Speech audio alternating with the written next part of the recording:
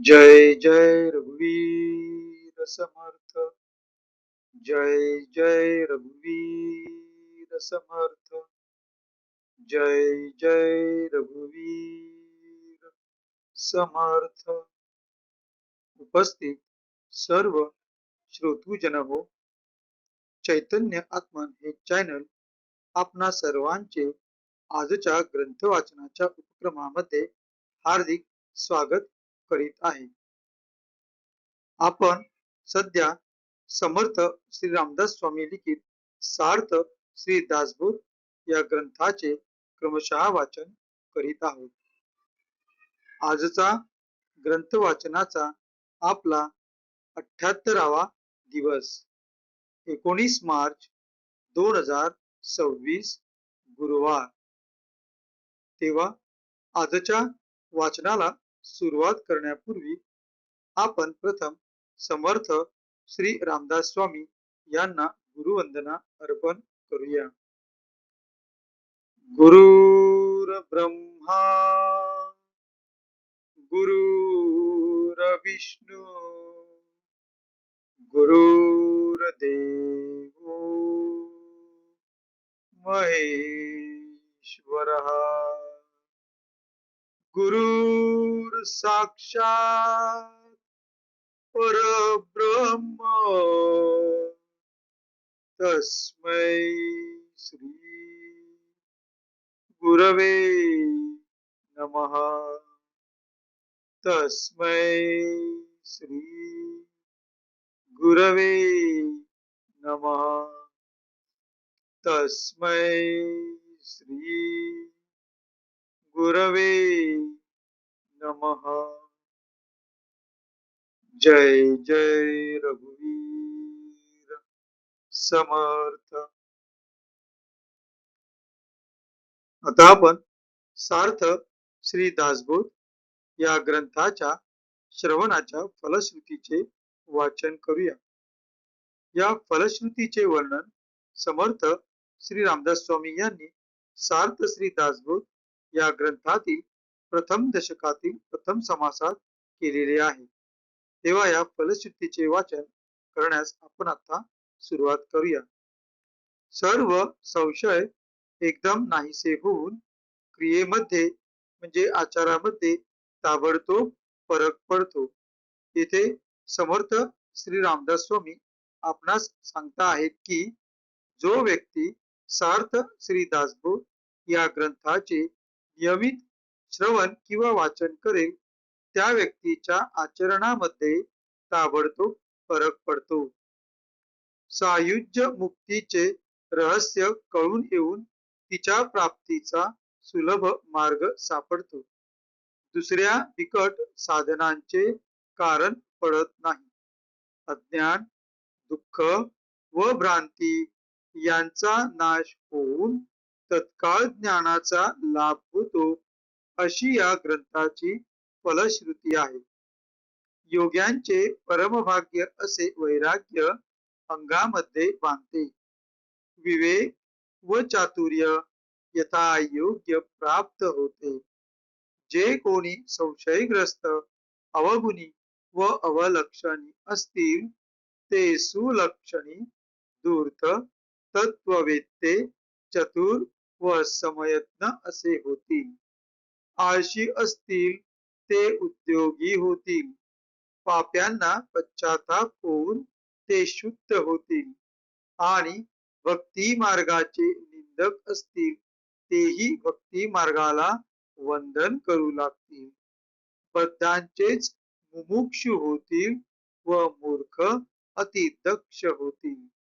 अभक्तांना भक्ती मार्गाच्या योगाने मोक्ष मिळेल। अनेक दोषांचा नाश होऊन पतित असतील तेच पावन होतील। तात्पर्य हा ग्रंथ नुसता ऐकल्याने प्राण्याला उत्तम गती मिळेल। देहबुद्धीमुळे येणारे अनेक प्रकारचे धोके संशयाचे अनेक धागे दोरे संसारातील अनेक उद्वेग हा ग्रंथ ऐकल्याने नाश पावतील। हा ग्रंथ ऐकल्याने अधोगती चुकून मनास विश्रांती व समाधान मिळेल, अशी या ग्रंथाची फलश्रुती आहे. ज्याचा भावार्थ जसा असेल तसे त्याला फळ मिळेल. जय जय रघुवीर समर्थ. आता आपण ग्रंथाच्या क्रमशः वाचनास सुरुवात करूया. सध्या आपण सार्थ श्री दासबोध या ग्रंथातील तिसऱ्या दशकातील 5व्या समासाचे, ज्याचे नाव आहे सगुण परीक्षा, या समासाचे वाचन करीत आहोत. मागील भागात आपण ओवी क्रमांक 41 ते ओवी क्रमांक 50 या 10 ओव्यांचे त्यांच्या मराठीतील अर्थासहित वाचन केले होते. आज आपण त्यापुढील म्हणजे ओवी क्रमांक 51 ते ओवी क्रमांक 56 या ओव्यांचे त्यांच्या मराठीतील अर्थासहित वाचन करणार आहोत. ओवी क्रमांक 56 यासाठी की ही ओवी या 5व्या समासाची शेवटची ओवी आहे. तेव्हा आपण आजच्या वाचनास सुरुवात करूया. आपणासमोर जे पृष्ठ दिसत आहे त्या पृष्ठावरील 50 अंकानंतर सुखाकारणी झुरला या शब्दांनी 51व्या ओवीची सुरुवात होत आहे. तर तेथूनच आपण आजच्या वाचनाला सुरुवात करूया. सुखाकारणे झुरला, सेकी दुःखे कष्टी झाला, पुढे मागुता धोका आला, यमयातनेचा. जन्म अवघा दुःख मुळ, लागती दुःखाचे इंगळ, म्हणून या तत्काळ स्वहित करावे. असो ऐसे वृद्धपण, सकळांस आहे दारुण, म्हणून या शरण भगवंतास जावे.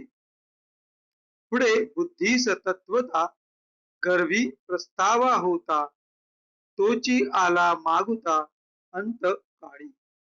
म्हणून मागुते जन्मांतर, प्राप्त मातेचे उदर, संसार हा अति दुस्तर, तोची ठाकून आला.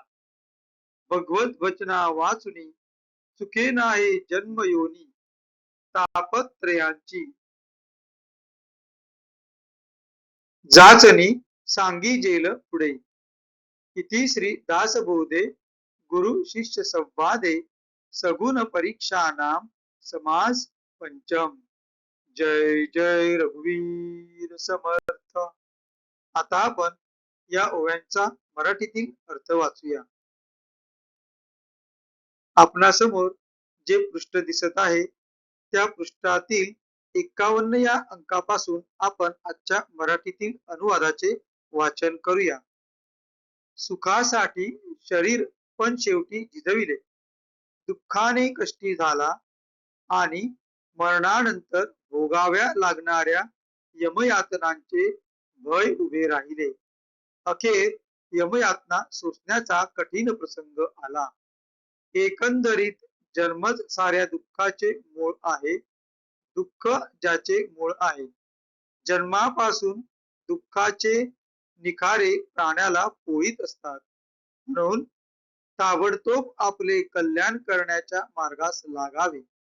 तात्काळ जीवाने आत्महित करावे. असो असे हे भयंकर म्हातारपण सर्वांच भोगावे लागणार आहे. कोणास चुकत नाही. म्हणून देवाला शरण जावे. गर्भात असता जो पश्चाताप त्या वृद्ध आईच्या उदरात असतानाच प्राण्याला होत होता, तोच पुढे म्हातारपणी मरावयाचे वेळेस वृद्धिंगत झाला. तोच पश्चातापाचा प्रसंग पुन्हा अंतकाळी ओढवला. म्हणून पुन्हा जन्म, पुन्हा आईच्या उदरात गर्भवास प्राप्त होऊन अत्यंत दुस्तर असा जो संसार, तोच पुन्हा पुढे येऊन उभा राहिला. संसार दुःखाची दुसरी आवृत्ती निघाली. भगवंताच्या भजनाशिवाय भगवत भक्ती वाचून हे जन्म मरण चुकावयाचे नाही. ही जन्म मरणाची यातायात टळत नाही. पुढील समासात त्रिविध तापांच्या यातना सांगितल्या आहेत. जन्मापासून मरणापर्यंत जीवांना अनंत क्लेश भोगावे लागतात त्यांची त्रिविध तापवर्णन रूपाने आता कथा सांगतो. इति श्री दशकतील समास 5वा. जय जय रघुवीर समर्थ. आता या त्रिविध ताप वर्णन रूपे आपण पुढच्या समासात पाहूया. आता समर्थ श्री रामदास स्वामी यांना आपण कृतज्ञतापूर्ण वंदन करून आजच्या या ग्रंथ वाचनाच्या भागाची सांगता करूया. शुकासारिके पूर्ण वैराग्य ज्याचे वसिष्ठापरी ज्ञान योगेश्वराचे कवी वाल्मिका सारिका मान्य ऐसा नमस्कार माझा सद्गुरु रामदासा. जय जय रघुवीर समर्थ. उपस्थित सर्व श्रोत्यांना पुन्हा एकदा नमस्कार, खूप खूप आभार व एक नम्र विनंती. आपणा सर्वांस जर हे ग्रंथ वाचन आवडत असेल, रुचत असेल, काही ज्ञानबोध आपल्याला त्यातून होत असेल तर जरूर आपण आमच्या या चॅनलला सबस्क्राईब करावे, लाईक करावे आणि काही मत मांडावायचे असल्यास कमेंट मध्ये लिहावे व शक्य असल्यास आमचा हा ग्रंथ वाचनाचा भाग शेअर करावा हीच आपणास विनंती. जय जय रघुवीर समर्थ. भेटू पुढच्या भागात.